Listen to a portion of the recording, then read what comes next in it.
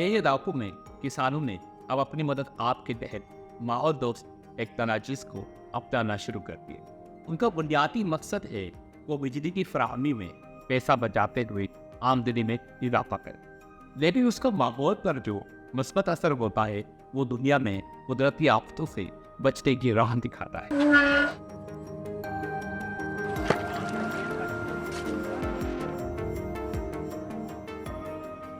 Alternate energy पहले होनी चाहिए। हमें एक्चुअली हाइड्रो ज़्यादा करनी चाहिए थी, जो हमारे हाइड्रो में हम गए नहीं, तो हम गैस पे चले गए और हम कोल पे चले गए और हम डीजल LNG पे चले गए, तो वो ये पॉल्यूटेड एनर्जी है और एक महंगी भी है। मैं तो 4-5 साल से मेरे घर हैं, मेरी ज़मीनों पे मैंने हर जगह पे सोलर ही लगाया हुआ है। उसमें एक तो मुझे फ़ायदा ये हुआ कि मैं सिस्टम से बाहर निकल गया हूँ, मेरी मोहताजी नहीं है, तो उसमें मेरा पानी की टंकी भी चढ़ जाती है और मेरा जो बकरियां चराने वाला बच्चा है वो भी सोलर की प्लेट लटका के बकरियां चरा रहा है और फ़ोन ऑन करके चला रहा है।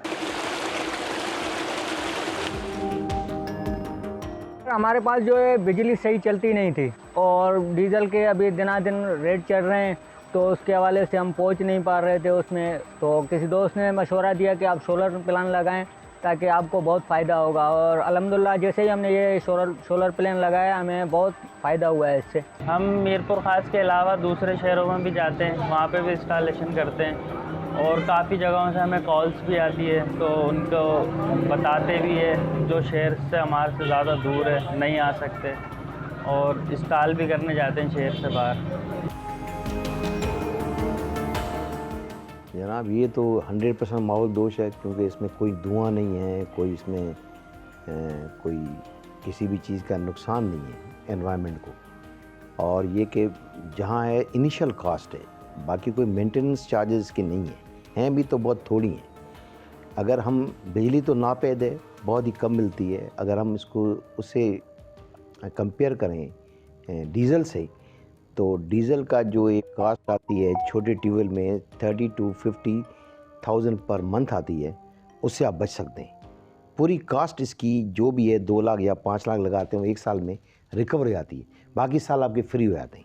ये हमने सोलर लगाया था इसलिए कि बन्नियों में से पानी जो है ना कम पड़ रहा था और लाइट चलती नहीं थी, इतनी महंगाई भी बहुत थी, बिजली भी महंगी थी, इसलिए हमने ये सोलर सिस्टम लगाया था। तकरीबन ये हमने लगाया था 3-4 साल पहले, तब आया था 7 लाख रुपए का खर्चा। बोर अपना था, मोटर ये सारे अपने थे, सिर्फ सोलर प्लेट और इसके फ्रेम जो है ना ये आए थे 7 लाख रुपए में। हमारा सर्दियों में तो कभी कभार चलाते हैं, बाकी गर्मियों में तो सारा दिन चलता है, 2 एकड़ तक का पीछे हो जाता है।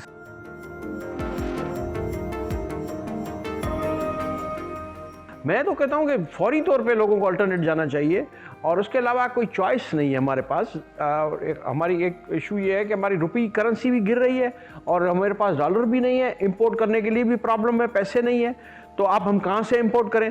तो ज़िंदगियाँ तो गुजारनी है, हमें पानी भी चाहिए, हवा भी चाहिए, घर भी चाहिए, और इकोनॉमी में कंस्ट्रक्शन भी चाहिए। अभी मिसाल तौर आटे की चक्की कोई लगा रहा है तो उसको कोई ज़रूरत ही नहीं है बिजली लेने की, और 8 घंटे बिजली सोलर ले। और हम तो इत्तेफाक से ऐसे जोन में रहते हैं दुनिया में जहाँ सन है, तो हम इसको इस्तेमाल कर सकते हैं, तो लोग इंडिपेंडेंटली अपनी ज़िंदगी कमा भी सकते हैं, जी भी सकते हैं, रह भी सकते हैं। मेजर तो बल्क चाइनीज़ से आता है, चाइना से आता है, लेकिन अब कुछ हमारी हैं पाकिस्तान की कंपनियां जो आई हैं जो कम वाट्स पे काम करती हैं, मसलन 120 to 50 इस तक जाती हैं।